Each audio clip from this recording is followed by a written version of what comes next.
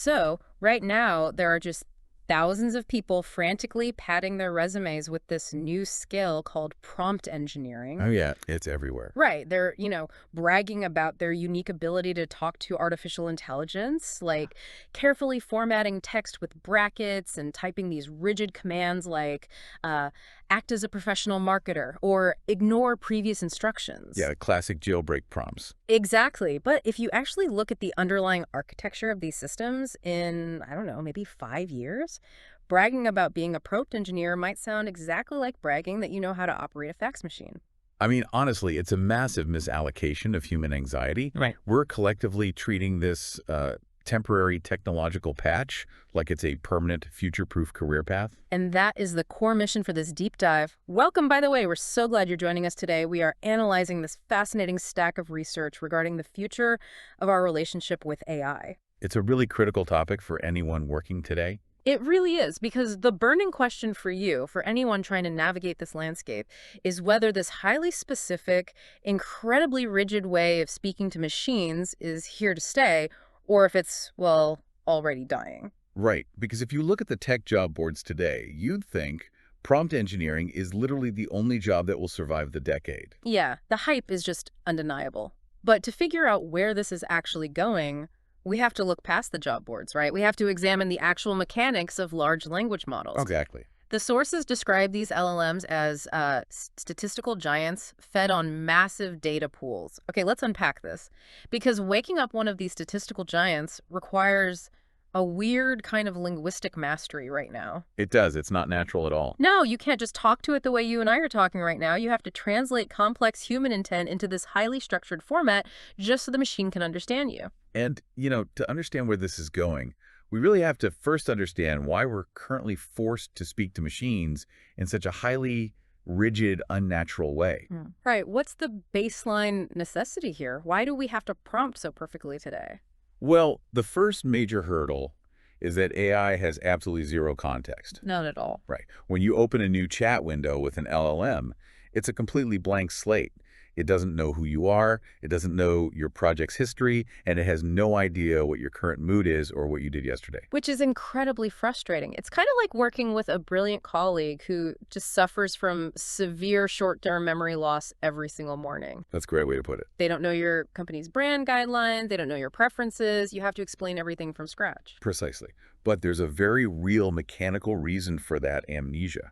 I mean, injecting context into an AI model requires tokens, and processing those tokens requires immense computing power. So it's a money and resources issue. Exactly. Maintaining a massive, persistent context window for every single user at all times is just computationally exorbitant. So the system pushes the burden onto you, the user. So the prompt is just the tool we use to manually inject that missing context. Yeah, it's the only tool we have right now to override the machine's amnesia just long enough to get a useful answer. Okay, I understand the memory limitation, but even when I give the AI the perfect backstory, I feel like I'm still fighting its underlying mechanics.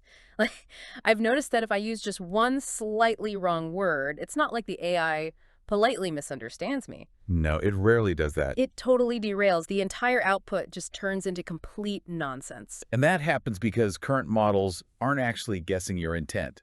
They don't think in concepts the way we do. They are simply calculating probabilities between words in a massive, high-dimensional space. Wait, so it's just math? It's all math. Every concept, every word is mapped as a mathematical coordinate. When you type a prompt, you're essentially dropping a pin in that multidimensional map, and the model calculates the most mathematically probable words that cluster around that specific coordinate. Oh, wow. So if you use a slightly wrong word, you haven't just confused it. You've essentially thrown the AI into a completely wrong probability pool. Exactly. You've altered the mathematical trajectory. It's like giving someone directions, but you use the wrong landmark. You haven't just given them a slight detour, you've sent them to a completely different part of town. Or it's like using predictive text on your phone, but on a massive scale. That's a perfect analogy. Right. Like if I type happy, the predictive text mathematically preloads birthday or anniversary. But if I type happy and accidentally add the word meal, I haven't just slightly changed the greeting.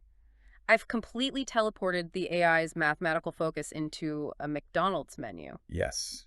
you are suddenly in the fast food probability pool. And the mathematical probabilities skew in a completely irrelevant direction, which is why it generates output that has nothing to do with what you actually wanted. Which explains why prompt engineering is so highly valued right now, because you're the one doing the heavy lifting to make sure it lands in the right pool. You are. You're acting as the manual bridge between human intent and machine mathematics. But, okay, if navigating these probability pools is so mathematically fragile, doesn't that mean we all need to become prompt engineers? Like, looking backward to predict forward here. If natural language is the new code, aren't we still coding? Well, this is where the idea of everyone becoming a prompt engineer completely contradicts the historical evolution of technology. How so? Think about the early days of computers. Being a programmer meant dealing with physical punch cards and raw machine language. You had to conform perfectly to the machine's physical constraints. Right, literally punching holes in paper. Exactly. And over time, we abstracted that away. We moved to assembly, then to languages like Python, and now, yes, natural language has become the new programming language. But wait, if natural language is the new code, I'm still agonizing over my syntax. If I have to perfectly format my natural language so the AI understands, I'm still basically doing data entry, right? This raises an important question, and you're touching on exactly why this is a temporary phase. The future of AI isn't about what you say, it's about what you mean. What I mean. Yes, we're moving towards something called intent-based UI. Intent-based user interfaces. Okay, what does that actually look like? It's the shift toward agentic AI, or agent AI.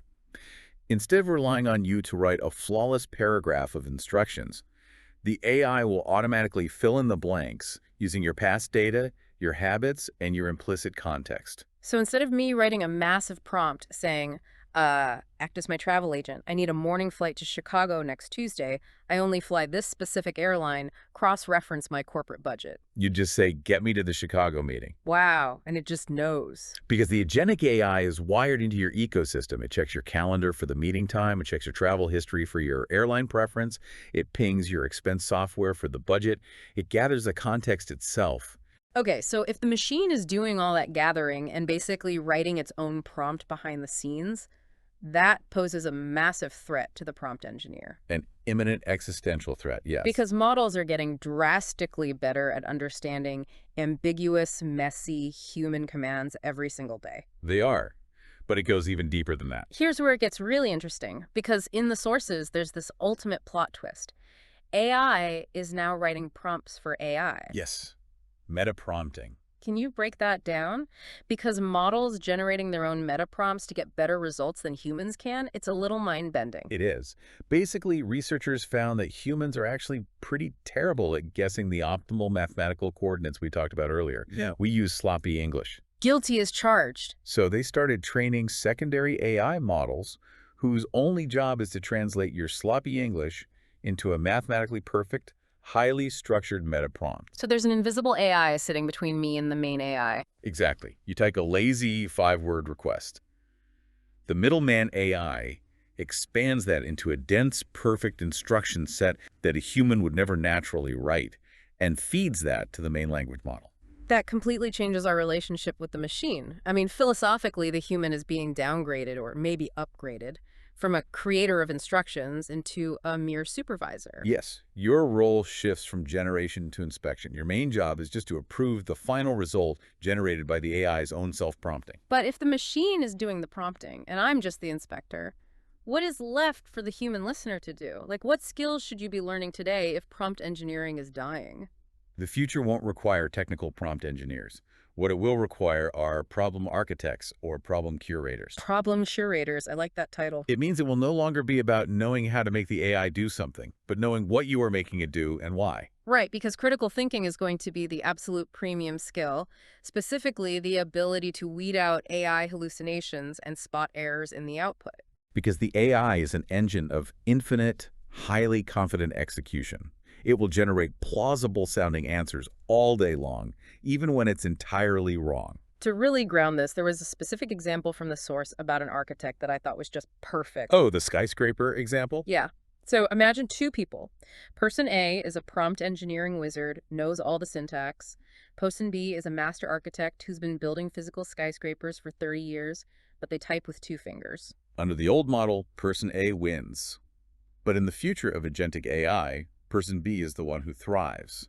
Because the prompt engineer can tell the AI to design a beautiful glass skyscraper, and the AI makes the stunning 3D rendering.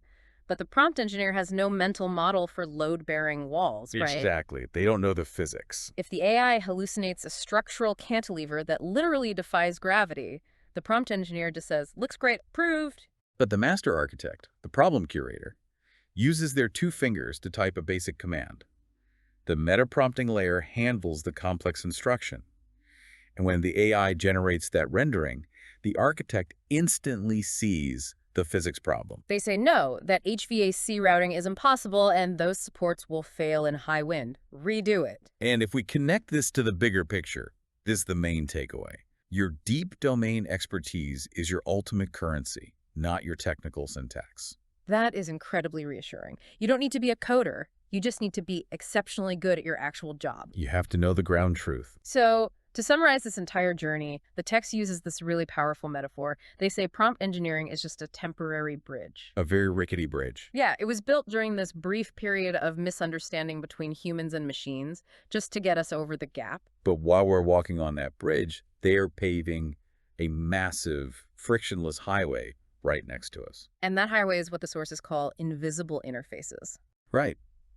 AI will infiltrate our daily lives and our software so seamlessly that commanding it will be as natural and effortless as saying, turn on the light. We won't all be engineers. Instead, we'll all be visionary users managing AI like an orchestra conductor. That's the ideal state. Right. The conductor doesn't play every instrument. They don't need to know the fingering for the oboe. They manage the tempo, the vision, and the harmony of the experts, which in this case are the AI agents. So what does this all mean for you? If you're listening to this and stressing over the perfect prompt formula or buying courses on how to talk to chatbots, maybe take a step back. Focus on your unique domain expertise. Exactly. Cultivate your taste, understand your industry deeply, and become the best possible problem curator. But before we wrap up, there is one final lingering thought I want to leave you with, something to explore on your own. Oh, what's that? Well, if AI interfaces become totally invisible, completely frictionless, and they get so good at reading our habits that they fill in all our context automatically. Right, the Agentic AI doing everything for us. Yeah. At what point does the orchestra conductor stop directing the music and the AI starts orchestrating us based on what it predicts we want before we even know we want it? Oh, wow. That's a slightly terrifying thought. When does the tool become the manager? Exactly, something to mull over. Thanks for joining us on this deep dive, and we'll catch you next time.